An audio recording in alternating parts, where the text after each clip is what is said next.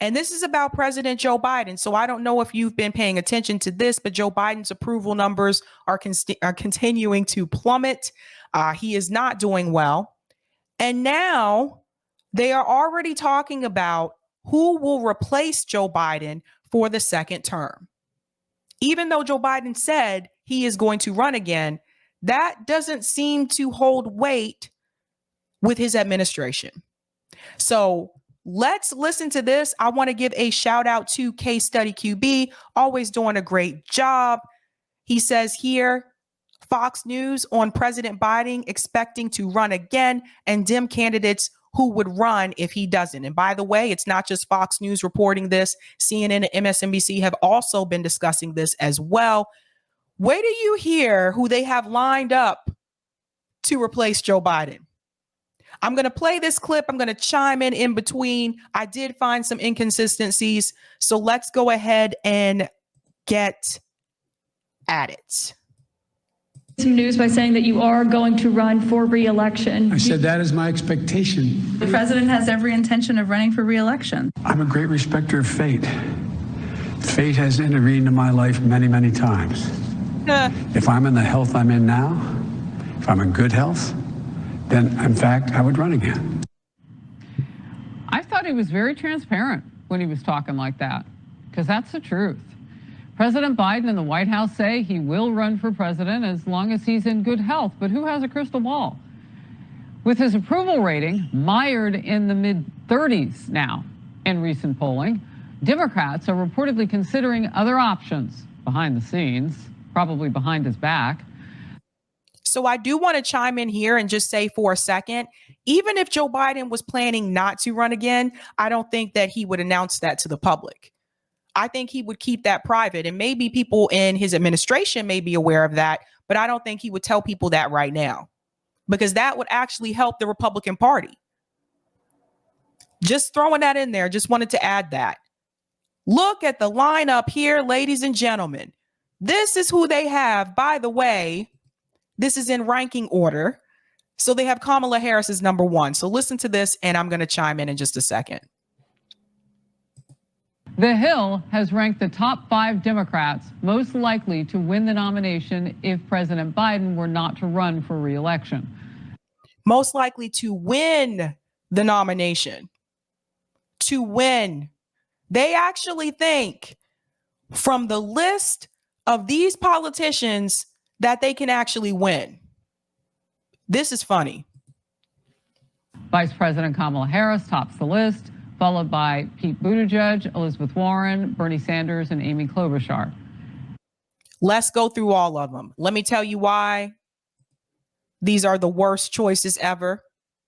Let's go in ranking order.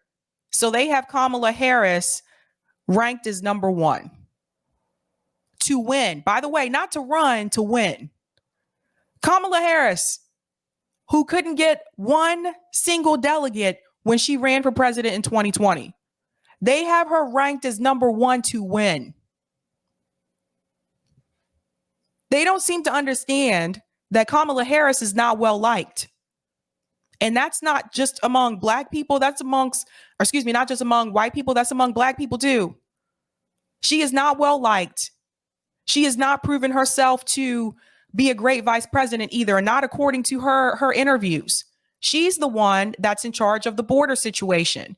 She's the one that's been tasked to deal with the issue of immigration that we have in this country. How's that working out? Let's knock them all down. Number 2, Pete Buttigieg. Pete Buttigieg, who couldn't even win in the South. Let's remember, once we got to South Carolina, Pete Buttigieg didn't do too well. And I had predicted that. I said, once we get to the southern states, Pete Buttigieg is not going to do well. Now, not because Pete is corporate. He's fake. Let's just be real. He's fake. He's corporate. He's just not a good person here. Fake is the big one that stands out with me with Pete Buttigieg. I never believe anything that he's saying. He just sounds so fake to me. Manufactured is a better term, I think. That when he got to the South, he was not going to win. And not because of those reasons I just gave you, but because you're going into the Bible Belt. And I used to live there. I know what it's like. You're going into the Bible Belt. And I'm going to tell you right now, a lot of people, whether they're Democrat, whether they're conservative, are not okay with voting for someone who's LGBTQ. It sucks. It's ridiculous. But it's the Bible. That's how it is there. I know firsthand. Pete Buttigieg, the mayor, who also didn't take care of the accusations that he had from the Black community in Indiana. Several accusations, several times he was confronted by the Black community in his town of South Bend, Indiana, and he couldn't even respond to them. I wish I had that video where they were asking him questions to do something about the racism from the police department in South Bend. And Pete Buttigieg, instead of removing the racist cops, he got rid of the Black police officer that told on them. A lot of people don't talk about that. So when you hear a lot of these pundits on mainstream media pushing Pete Buttigieg, especially Black ones, I want you to remember what I just told you about how he treated the Black community in South Bend, Indiana. Case study QB. He's giving you a shout out, gamer. What's up, Case? Because they'll try to push Pete again. They'll try to push him again. I want you to remember that. So he's another one that doesn't do too well with the Black population, and not just because of what happened to that community in South Bend, but also because of the fact that, unless we got to be real here, Bible Belt or no Bible Belt, you still have a large portion of the African American community that's not pro LGBTQ. It's a problem. I've talked about it before. Those of us at RBN have talked about it. So they got him ranked as number 2 to win. And remember, the Democratic Party cannot win without the Black vote. So why would the Hill rank him as number 2 to win? See, this is why you need to listen to Black commentators. This is exactly why. Because we have that lived experience. Number 3, Elizabeth Warren. Elizabeth Warren, who couldn't win her own state of Massachusetts here. They have her ranked as number 3 to win. The same Elizabeth Warren, she bragged about, I'm a capitalist. The same Elizabeth Warren, and I still go by this day. I really believe that Elizabeth Warren's entire role when she ran 2020 was to split up the Bernie vote. Why did she stay in during Super Tuesday? At that point, she knew she had no chance to win. Not one. John Hickenlooper called it months before when he dropped out of the race. And he said, I dropped out because I realized a long time ago, this race is only between 2 people, Joe Biden and Bernie Sanders. Elizabeth Warren knew she wasn't going to win. She stayed in during Super Tuesday again to split the Bernie vote.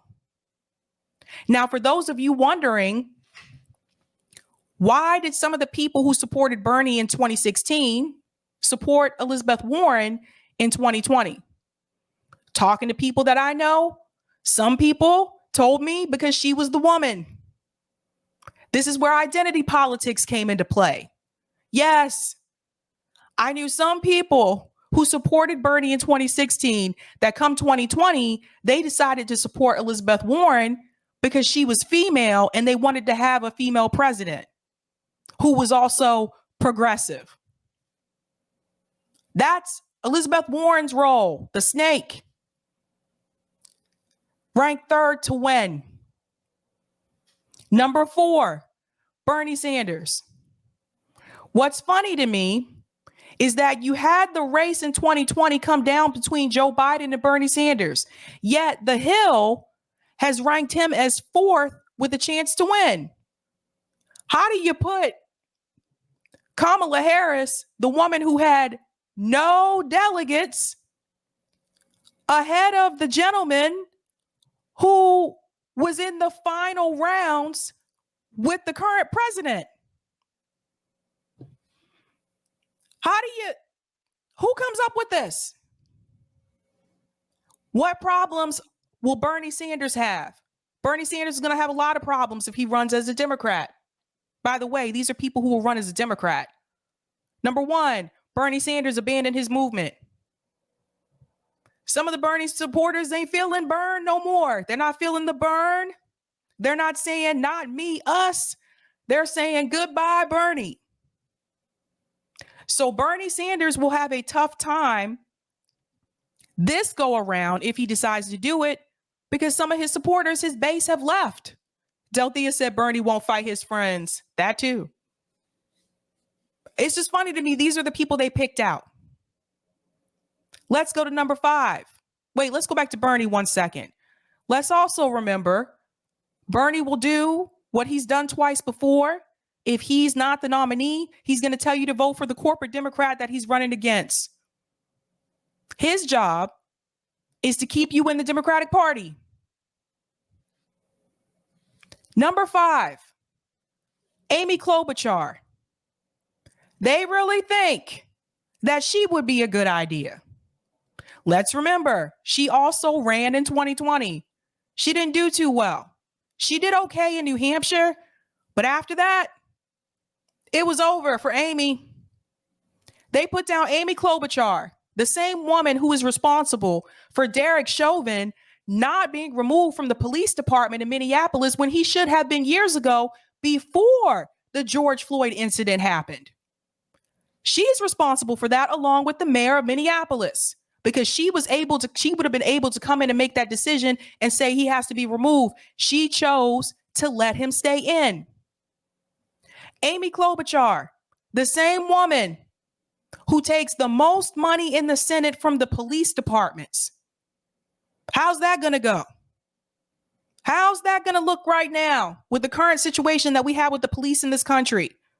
They actually think she would be a good idea. This is how delusional mainstream media is about what people in this country want, the needs and the desires that we have in this country. This is how delusional they are. These guys. Let's go back in. Let's go back in. Power panel now. Mercedes Schlapp, ACU Foundation Senior Fellow and former Trump White House Advisor for Strategic Communications. David Carlucci, former New York State Democratic Senator. Great to see you both. So, David, I'm going to start with you. It would have to pretty much be behind his back, because we haven't heard the president say he's going to sit down. What is it like for discussions like this? I mean, So again, I don't think, even if Joe Biden has secretly decided not to run, I don't think he's going to announce that to the American people right now. You're a strategist, so what's the strategy? Well, I think right now, all eyes and effort have to be on the midterms. And the reality is that we don't have a crystal ball. You're right. We have a better chance of picking the winning Powerball numbers than to know who's going to be the next president of the United States if Biden is not the candidate. I mean, all we have to do is look at the last election when President Trump was a candidate. If we were 2 years before that, we would have no idea that Trump would have been the president of the United States. So the economic climate is changing more rapidly than ever before. The political environment is changing more rapidly than ever before. So I think it's very plausible that you will see someone that's not even on that top 5 really start to make it to the up. Hold on. Let's go back. Let's go back a little bit here where he said right about here. Last election when President Trump was a candidate. If we were 2 years before that, we would have no idea that Trump would have been the president of the United States. So the economic climate is changing more rapidly than ever before. The political environment is changing more rapidly than ever before. So I think it's very plausible that you will see someone that's not even on that top 5 really start to make it to the upper echelon if Biden is not the candidate. Yeah. Okay, let's talk about that for a second. Is it possible that someone who was not listed could actually jump ahead of all of them. Yes, I don't think the people on that list are good choices. I'm trying to say this without laughing. I don't think the people on that list are good options. I'm sorry. They just, no. So yes, someone could come out of nowhere and pass all of those people. They need to knock Kamala Harris to the bottom of that list, by the way. But that could happen. Let's go back in. Yeah, that's really it. Yeah, you know what? You tried to cover every base there. By the way, the economy just isn't on the move. It's plummeting, but we'll move on. Mercedes. Well, you know, I got to tell you, I think you see that a growing number of Democrats would prefer that Joe Biden not run again. But the reality is, Harris, you know who's in charge of the Democrat Party, and I'm curious to see what David would say. But it's Barack Obama, and he will be the one who I think would make very strong recommendations to Joe Biden, whether. Okay, this is a problem. Let's go back right here at the beginning when she makes this statement. I want you to catch something that she says. Give me just a second. Right about here. Listen to this really quick. Plummeting, but we'll move on. Mercedes. Well, you know, I got to tell you, I think you see that a growing number of Democrats would prefer that Joe Biden not run again. But the reality is. That part right there. A growing number of Democrats would prefer that Joe Biden not run again. But you got to get that little but in there, because this is the part the rest of this conversation shows you it's not really about what we want, though. Even though we're the voters, they're public servants. They're supposed to work for us. It's not really about what we want. Listen to what she says. Is Harris, you know who's in charge of the Democrat Party, and I'm curious to see what David would say. But it's Barack Obama, and he. You know, I love it when they just prove, or when they say the quiet part out loud. I'm sure Democrat voters, most of them would not want Joe Biden to run again, but we know who's in charge of the Democratic Party. It's Barack Obama. Say it out loud for me. Thank you. What does that tell the American people? What does that tell you? Does your vote really count as much as you think it does? When they just outright told you that somebody else is in charge of the party, the fact that Barack Obama is no longer president and he's still making chess moves from behind the scenes, that is deeply problematic. He did this in the 2020 election. He came out of nowhere and started telling people to drop out of the race so that Joe Biden could win. That's how pathetic Joe Biden was as a candidate. The fact that Obama is able to do that should frustrate everyone, whether you're a Democrat or whether you're a Republican or independent. He should not be able to do that. Your vote is really supposed to count. It's really supposed to matter. But the fact that you have people who aren't even in office anymore making decisions as to who is going to run the country, and you have the voters believing that when they go to the polls and they cast their vote, that they're actually making the choice. This is why I tell you we do not have a democracy. They have already chosen the people that they want. They select them in back rooms. And what we do is really more so performative. We go out there and we fall for it every time. Democrat bad, Republican good. Republican bad, Democrat good. And they're playing all of us. All of us. Let's go back in. He will be the one who I think would make very strong recommendations to Joe Biden whether to run or not to run. What we got to be watching for is obviously. So she's just telling you that Barack Obama will be the one to tell Joe Biden whether or not he should run again. Who in the hell is Barack Obama? Joe Biden can't make his own decisions, and he's the president of the United States.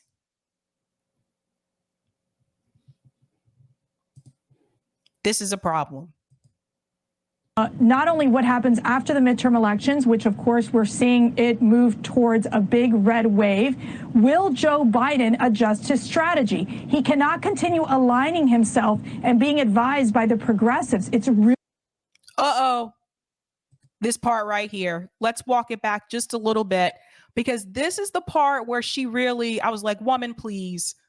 Listen to this. Will Joe Biden adjust his strategy? He cannot continue aligning himself and being advised by the progressives. It's really hurting him, hurting his brand, hurting his policies. Joe Biden cannot continue to align himself with the progressives, to be advised by the progressives.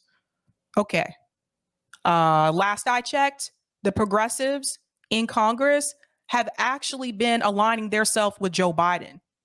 They've been doing what Biden wants. They've been having interviews on CNN, MSNBC, saying Joe Biden's doing a good job when they knew he wasn't doing a good job. They'll go into these interviews and talk about how they need to support the Biden agenda, not their agenda, even though that's what they're supposed to be doing. They're supposed to be pushing their own agenda. They're pushing Joe Biden's agenda. They've been voting along with corporate Democrats, with Democrat leadership, following what they tell them to do, not pushing back, not fighting for us. Look at all the things that they have done over the past year and a half. They supported that $40 billion going to Ukraine. That wasn't a progressive agenda. That was Joe Biden's agenda. They didn't force the vote. That goes along with what Joe Biden and Nancy Pelosi want. They chose to fund the Capitol Police more. That goes along with the Biden administration. That's what they wanted. So when you hear these talking points, and I've been hearing this a lot on both Fox News and CNN and MSNBC, that Joe Biden has moved further to the left, that the progressives are the ones that are making all the decisions, that are telling Joe Biden what to do, these are lies. And anybody who looks at the data can see that is not what has been happening. And that's why so many of us on the left are so frustrated with members of the squad, because they've been going along with Joe Biden.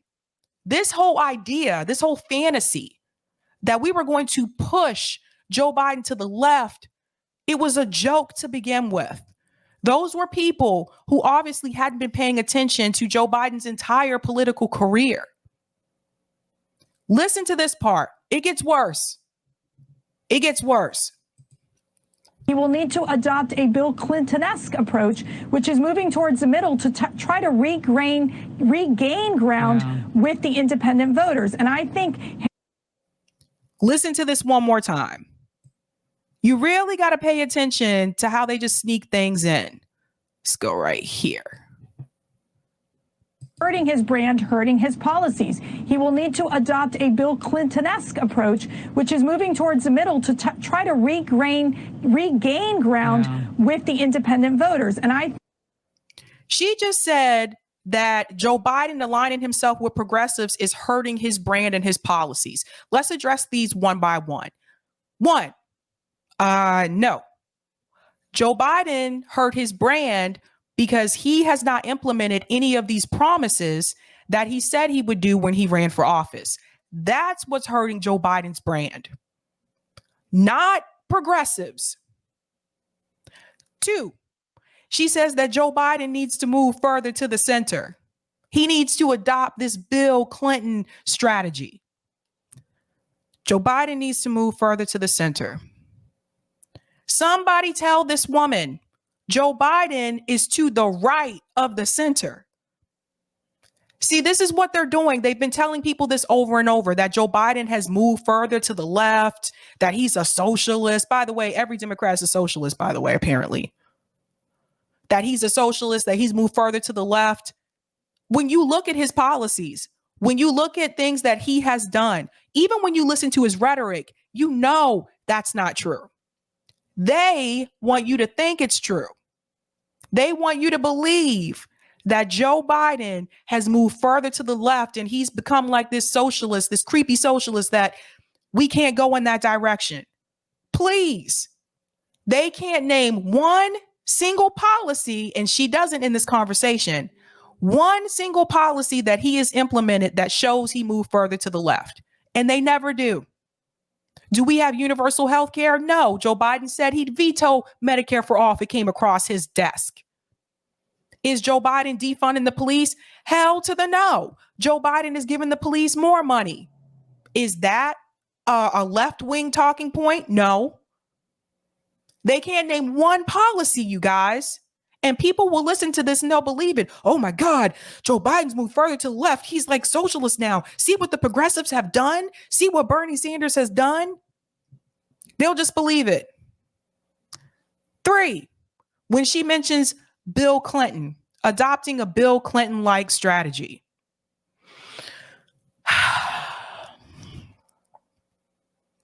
I think what people need to understand is that times are a lot different now than they were when Bill Clinton was president. Adopting a Bill Clinton strategy, he co-wrote the crime bill. He co-wrote the crime bill. Bill Clinton approved the crime bill.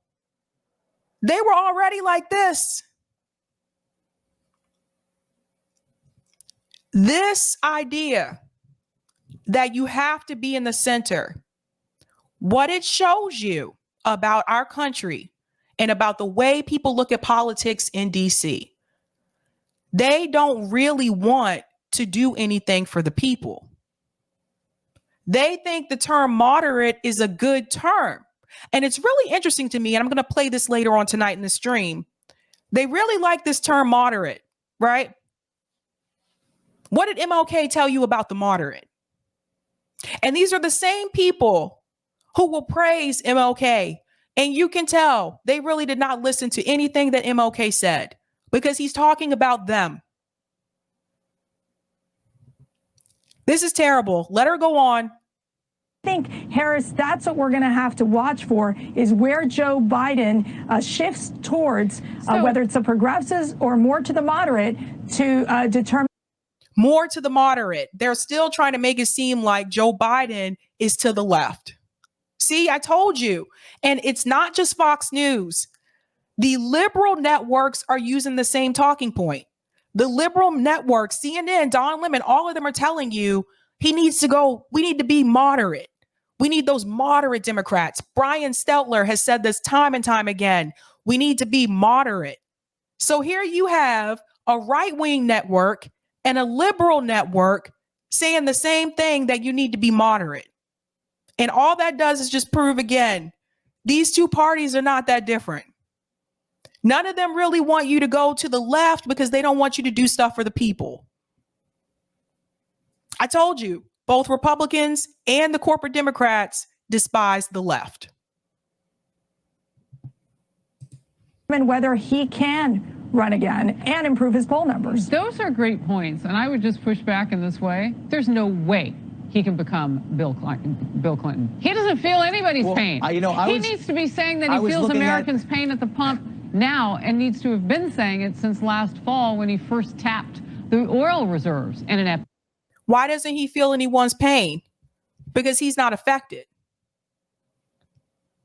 We're going to talk about, when I get into this next story about David Sirota, we're going to talk about why some people don't really feel the pain of people who are working class and who are poor because they're not affected. Joe Biden is of a class that most of us are not. Financially, he'll be fine. So does it really matter to Joe Biden that we're paying more at the pump, that groceries cost more for us, that the price of pretty much everything has increased? No, he's all set. manner. I don't think he feels anybody's pain. Those polling numbers have got to hurt. He's making the hard decisions. The polling numbers, you look historically, I was looking at some Gallup poll numbers from 1994 that showed Bill Clinton in the 30s heading into the midterms. And then who got elected in 1996? President Bill Clinton. So I think. Let's talk about that for a second, because there's something that he leaves out. He talks about the fact how Bill Clinton had really low poll numbers and he still won. So he's given the idea that just because Joe Biden has low poll numbers, that still doesn't mean he's not going to win in 2024. But he leaves something out about Bill Clinton. Listen to this.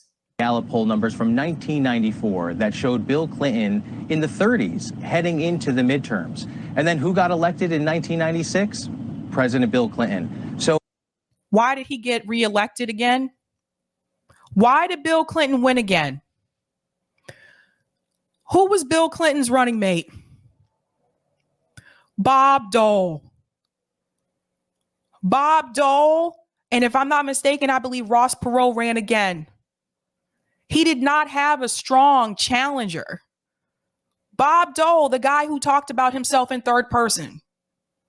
Bob Dole was not charismatic. Bob Dole talked like a robot. That's why someone like Bill Clinton was able to win again. Now, if you have someone go against Joe Biden and they are a strong challenger, Joe Biden could easily lose because he's not strong right now. He's just not. So that's something to think. What's that, Sebastian? I'm sorry, but who's Bob? No, my God, Sebastian. All right, guys, I need to show Sebastian who Bob Dole is. Give me just a second. I'm gonna finish this video first, but I want to show you a picture of him. I'm sorry, I don't know the age group of everyone in the chat, but I'll show you in just a second. Let me go ahead and finish this. I think to push forward and look into that crystal ball is very difficult, and especially now, too. I think you we made your all have to point that you recognize think on the the Democrat midterms, Republican side. you think the midterms are where you're going to put everything, and Mercedes made a beautiful point. If that's the guy you're banking on for the midterms, Republicans buy the drapes for the offices. All right, let's move on. Whew.